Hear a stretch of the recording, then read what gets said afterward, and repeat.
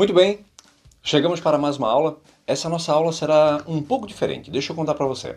Atendendo a pedidos de alguns inscritos no canal e também algumas pessoas que mandaram e-mail, nós vamos fazer uma sequência de aulas, no caso 5 aulas, falando sobre boas práticas para construir o seu dashboard. Sabemos que esse assunto é um assunto muito recente, dashboard. Então, a gente encontra pouco conteúdo no quesito orientação na hora de construir.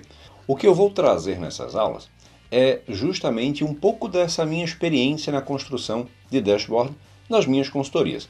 Trabalho há 5 anos com consultorias em pequenas, médias e grandes empresas e nesse período já foram muitos dashboards construídos para os mais diversos ramos. Então, eu quero compartilhar um pouco dessa experiência com vocês e para isso eu dividi esse assunto em 5 tópicos que nós vamos tratar em 5 aulas, a primeira começando hoje. Essas aulas serão postadas durante toda a semana, de segunda a sexta. E os tópicos tratados serão ferramentas e identidade visual, lógica no direcionamento dos gráficos e indicadores, KPIs no seu dashboard, origem dos dados e como tratá-los, e por último, qual ferramenta utilizar, Excel ou Power BI. Na aula de hoje nós vamos falar sobre ferramentas e identidade visual, que eu considero algo muito importante. Depois da vinheta, nós vamos entender melhor como é que esse negócio funciona.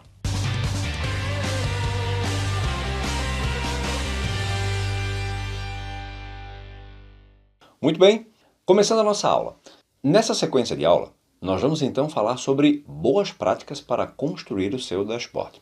Importante que você entenda que essas boas práticas elas não são teorias de livro algum, porque não tem nada nesse sentido, né?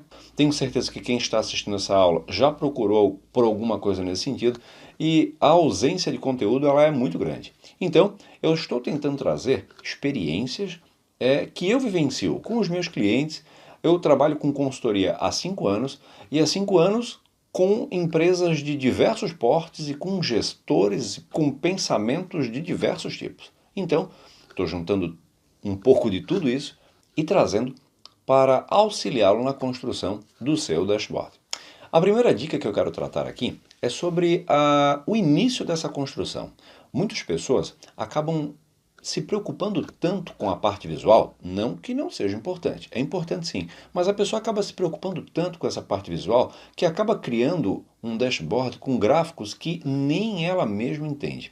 Então, a dica que eu quero passar para você, essa primeira dica, é em mesclar os tipos de gráficos, mesclar os tipos de ferramentas, sim, mas isso não pode comprometer a análise dos dados. Procure utilizar gráficos diferentes, né? Tente mesclar gráfico de linha com gráfico de coluna. Tente mesclar também outras ferramentas. Não crie o seu dashboard somente com gráficos. Não é porque é um dashboard que tem que ter apenas gráficos. Eu posso sim colocar uma tabela, eu posso sim trabalhar com formatação condicional, que tem a formatação condicional ela tem ferramentas muito legais. Pensando dessa forma, tente mesclar esse tipo de ferramenta. Mas o mais importante de tudo é o entendimento da informação. Pense que quem vai analisar esses dados precisa bater o olho e de cara entender essa informação. Ok? Primeira dica então sobre mesclar gráficos e ferramentas, porém ter como preocupação final o entendimento de quem vai analisar esses dados.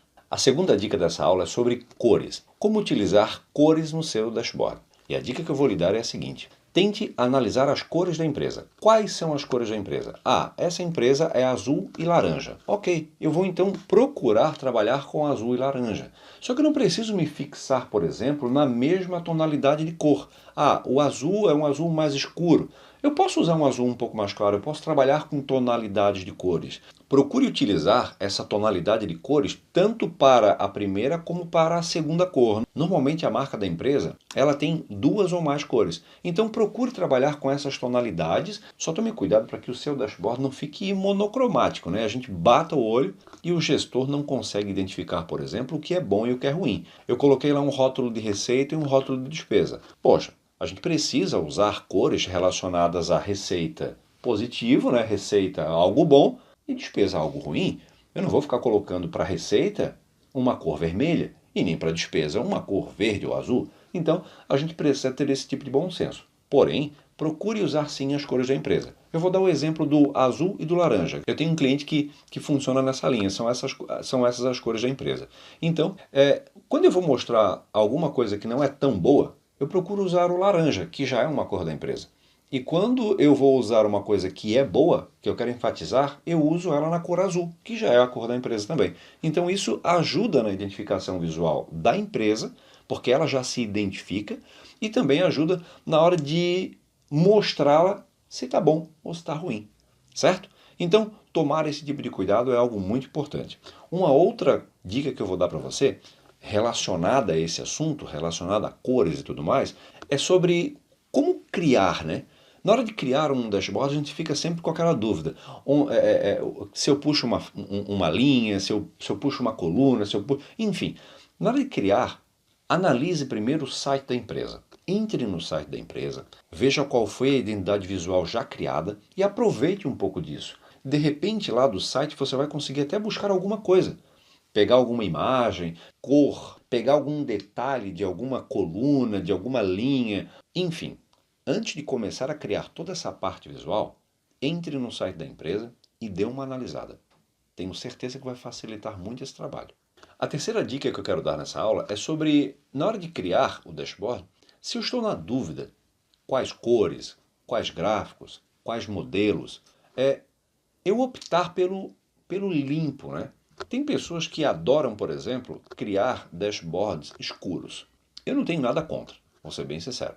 Acho até que fica bonito, mas você que analisa os dados, já pensou em analisar dados em um dashboard preto, grafite? Eu sinceramente não conseguiria me identificar tão bem, porque quando a gente escolhe, por exemplo, fundo branco, um fundo cinza, acaba dando um ar de clareza e isso torna a análise mais fácil. Essa que é a verdade. E nós não podemos fugir da ideia de que um dashboard ele foi criado para ser analisado e para que essa análise seja clara, simples, objetiva. Então, na dúvida, fique com o branco, construa em cima do branco. E depois, se for o caso, você tenta mudar a tonalidade e vê se uma outra tonalidade se encaixa bem. Feito? A última dica dessa aula é sobre o que eu não uso, né? E é muito engraçado porque algumas pessoas já têm preconceito com isso. Eu, particularmente, não gosto de gráficos 3D. Inclusive, dependendo da ferramenta que você for construir, como por exemplo o Power BI, você nem encontra esse tipo de gráfico, né? Não existe gráfico 3D no Power BI. E no Excel tem. Tem porque já é uma coisa que já existiu há muito tempo. Eu costumo brincar nas minhas aulas que gráfico 3D é a carinha dos anos 80, assim, né? Então, a dica sobre uma das ferramentas que eu não uso é gráfico 3D. Eu não quero aqui ficar influenciando em o que usar, o que não usar, mas a verdade é que eu considero algo muito brega, né? Muito antigo. Mas eu vou contar para você que eu já tive um cliente que adorava gráfico 3D. Adorava. E quando eu cheguei lá para fazer o dashboard dele, a primeira coisa que ele me disse, Darlan, eu quero que você coloque aquelas barras que criam um ângulo. E eu assim, meu Deus, 3D, lá se vai. Eu tive que fazer. O dashboard era para ele, ele entendia melhor dessa forma, mas é algo que eu só faço quando o cliente me pede. Se o desenvolvimento será feito por mim e ele vai apenas analisar, eu não coloco o gráfico 3D.